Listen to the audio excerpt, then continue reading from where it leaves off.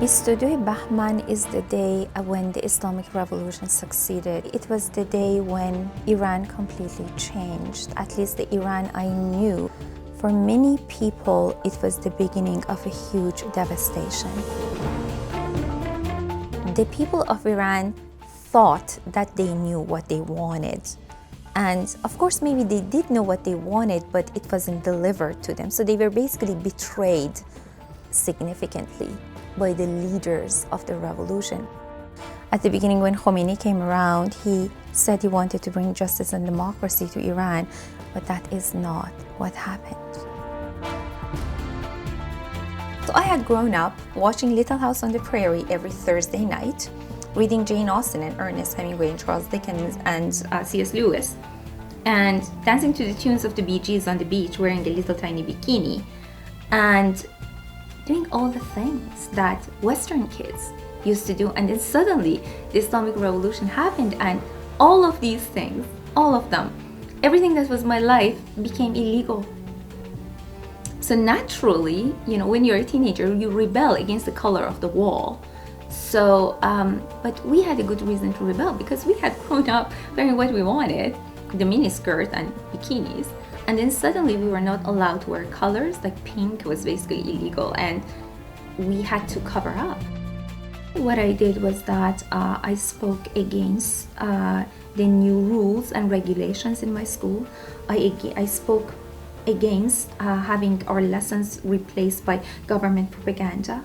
And as a result, my principal gave my name along with many other names, at least 40 or 50 of them, to the course of Islamic justice. And they branded us as anti-revolutionaries, a danger to national security.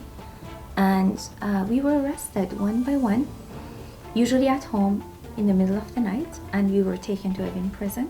5, 6, 7, 8, we will open Evin's gate. Evin prison is a political prison located in north of Tehran. It was built during the time of the Shah. 99% of people who entered Evin prison, regardless of their age or gender, they were tortured severely. So if you had not cooperated under torture and during your interrogation, you would receive either a death sentence or life in prison. None of my friends, we are talking 16-year-olds here, had a sentence under 10 years in prison. I received the death sentence. It was eventually reduced to life in prison, and then it was eventually reduced to 3 years in prison, and then I was pardoned. Thousands of prisoners were executed in those years. Every single night we listened to gunshots, and we knew that these are our friends who are dying not far from where we were kept. If you want to compare the Shah's regime to the Islamic regime, you basically magnify every atrocity that Shah committed and magnify it by 1,000%, and then you will get the Islamic Republic.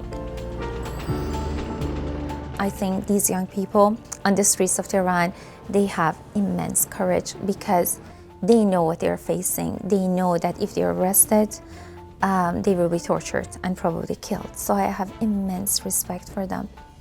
Even 30 years of killing and torturing cannot stop a people from looking for democracy. 5, 6, 7,